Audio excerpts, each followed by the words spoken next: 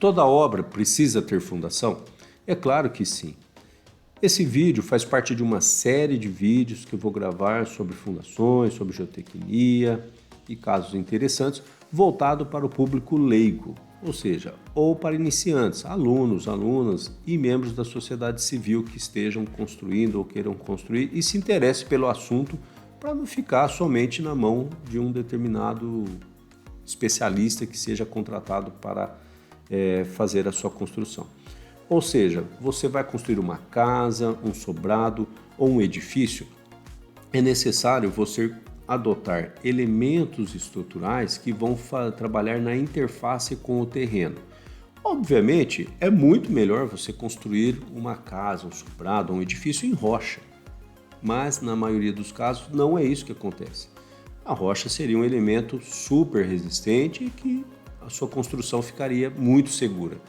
Mas não é isso que acontece normalmente porque a presença de solo é uma frequência. É muito mais fácil a gente se deparar com o solo do que com rocha.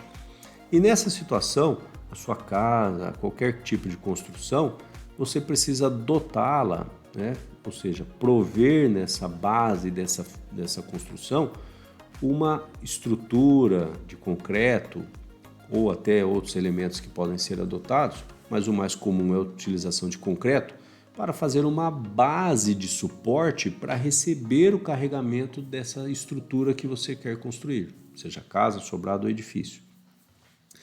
Então, dessa maneira, vou colocar aqui só para exemplificar a situação de casa, sobrado e edifício. Veja que nós temos diferentes formas de descarregar essa carga da estrutura no terreno. No caso de uma casa, vamos imaginar que teria uma grande laje, que a gente costuma chamar de radier. Esse radier, ele vai adquirir uma resistência para suportar a carga que você está colocando na construção, tijolos, argamassa, concreto, telhado, laje, de maneira que ele vai distribuir essa carga por uma área dessa laje, ou seja, isso a gente chama na engenharia de tensão normal, ou seja, é uma carga por metro quadrado, tá? Por área, é uma carga por área. Então isso gera tensão normal no terreno e é distribuído então dessa forma por área. No caso, quando nós temos construções mais pesadas, aí nós vamos adotar outros tipos de fundação, que são mais profundas, ou seja, elas buscam uma resistência em profundidade, que pode ser o caso ali que está no sobrado. Ou seja, eu tenho um elemento que ele desce em profundidade e lá embaixo ele tem um alargamento da base. E lá nesse alargamento da base ele vai ter o mesmo funcionamento dessa fundação da casa que eu mostrei. Ou seja, vai ter uma tensão normal, ou seja, a carga vai distribuir pela área daquela base alargada e vai exercer uma tensão normal. No caso, também pode existir o atrito lateral, que é o caso ali das estacas no terreno no caso do edifício. Ali no edifício, o que você percebe? A carga vai chegar, vai ter um bloco e vai ter elementos esbeltos que vão estar descarregando essa carga no terreno em profundidade.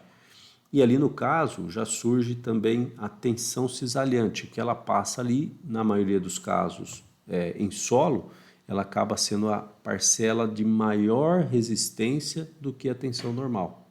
Tá? Aqui, complementando, vamos pensar no seguinte: vou construir uma casa. Eu tenho solo resistente na camada superficial ali onde nós vamos apoiar, obviamente removendo camada orgânica, esse tipo de coisa. Então, abaixo disso você tem uma camada superficial. Se o solo for resistente, você pode pegar a sua construção, uma casa, um sobrado, e você pode usar um elemento de fundação, radier ou sapata, que vai resistir por tensão normal, ou seja, carga por área, de maneira que essa carga da estrutura, ela vai, pela área da fundação, ela vai gerar uma tensão aplicada no terreno. E o solo tem que ser capaz de suportar essa tensão que a estrutura está, que a construção está aplicando no terreno, com uma certa segurança, com uma certa folga, uma margem de segurança. Então o solo precisa suportar um pouco mais do que essa tensão que a estrutura, que a sua construção descarrega, aplica no terreno. Quando o solo é resistente, então nós podemos usar radier ou sapata. Quando essa camada superficial é pouco resistente ou nada resistente, o que nós fazemos? Mudamos o tipo de fundação, ou seja, nós vamos usar elementos de fundação que são longos, que vão em profundidade buscar um solo mais resistente.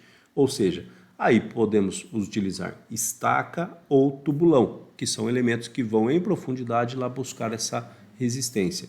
E aí, no caso, se for tubulão, você tem uma base alargada, você vai ter a tal da tensão normal ali para resistir. Se for estaca, você tem um pouquinho de tensão normal na maioria dos casos, mas tem muito mais o que? Resistência por cisalhamento. Então, esse vídeo era para tentar explicar para vocês um pouquinho desse assunto. Espero que vocês tenham assimilado e até a próxima.